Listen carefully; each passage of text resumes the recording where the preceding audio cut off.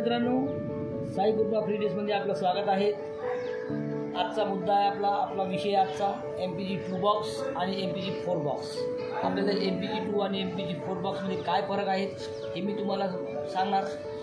हा माझ्याकडे MPG 2 box आहे। हा आपल्याला बाजारामध्ये कमीत कमी आपल्याला 500 ते 700 रुपयापर्यंत मिळून जातो।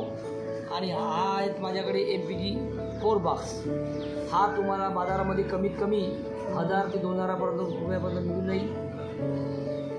MPG 4 बॉक्समध्ये आपल्याकडे जे पेनड्राईव्ह असेल किंवा USB असेल त्याच्या आपल्याला MPG 4 बॉक्समध्ये मागील USB सॉकेट आहे। ह्या सॉकेटमध्ये आपल्याला पेनड्राईव्ह किंवा तुमचं USB लावून आपल्याला रेकॉर्डिंग वगैरे पिक्चर वगैरे पाहायला मिळेल।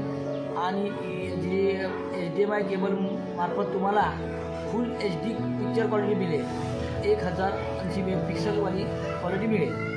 आणि हा पण 3D आहे आणि हा पण 3D बॉक्सच आहे। याच्यातही तुम्हाला फ्रीवाली चॅनल पाहायला मिळेल आणि याच्यातही तुम्हाला फ्रीवाली चॅनल मिळेल। ती 4 बॉक्स आहे। याच्यामध्ये तुम्हाला यूट्यूब मिळेल, यूट्यूब बघायला मिळेल, वायफाय मिळेल। वायफाय तुम्ही मोबाईलसुद्धा कनेक्ट करू शकता या वायफाय जरिये आणि मोबाईलचे सुद्धा तुम्ही प्रोग्राम पाहू शकता।